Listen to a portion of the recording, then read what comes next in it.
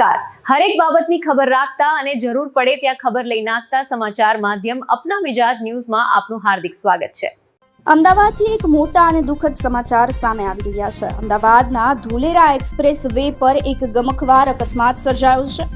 એક ખાનગી luxury bus પલટી મારી જતા કમકમાટી ભર્યો અકસ્માત સર્જાયો હતો, જેમાં એક મહિલાનું ઘટના સ્થળ પર જ દુઃખદ મોત નીપજ્યું છે, જ્યારે 23થી વધુ મુસાફરો ઘાયલ થયા હોવાના અહેવાલો પ્રાપ્ત થઈ રહ્યા છે. મળતી માહિતી અનુસાર ભાવનગરનો એક પરિવાર અમદાવાદ ખાતે એક પારિવારિક શ્રીમંતના પ્રસંગ માટે જઈ રહ્યો હતો. પ્રસંગ પતાવી અને આ પરિવાર ખાનગી લક્ઝરી બસ દ્વારા પરત ભાવનગર જઈ રહ્યો હતો. દરમિયાનમાં રવિવારે મોડી સાંજે અમદાવાદ ધુલેરા એક્સપ્રેસ હાઈવે પર કરિયાણા ગામ નજીક ડ્રાઈવરે સ્ટીયરિંગ પરનો કાબુ ગુમાવ્યો હતો અને બસ અચાનક જ પલટી ખાઈ ગઈ હતી.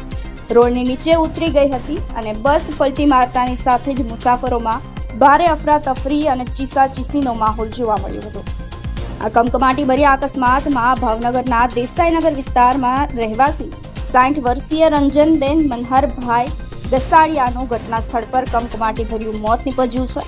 ઉપરાંત અકસ્માતમાં 23થી 25 જેટલા મુસાફરોને નાની મોટી ઈજા પહોંચી છે.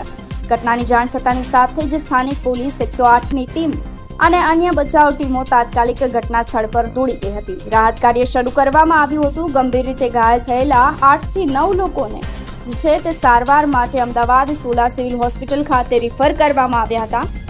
અકસ્માતમાં ઘાયલ થયેલા પ્રત્યક્ષદર્શીઓએ જણાવ્યું હતું કે તેઓ ખુશી સીમંતનો પ્રસંગ પતાવી અને ઘરે પરત ફરી રહ્યા હતા, પરંતુ અચાનક જ ડ્રાઈવરે કાબુ ગુમાવતા પળભરમાં ખુશીનો માહોલ માતમમાં ફેરવાઈ ગયો હતો.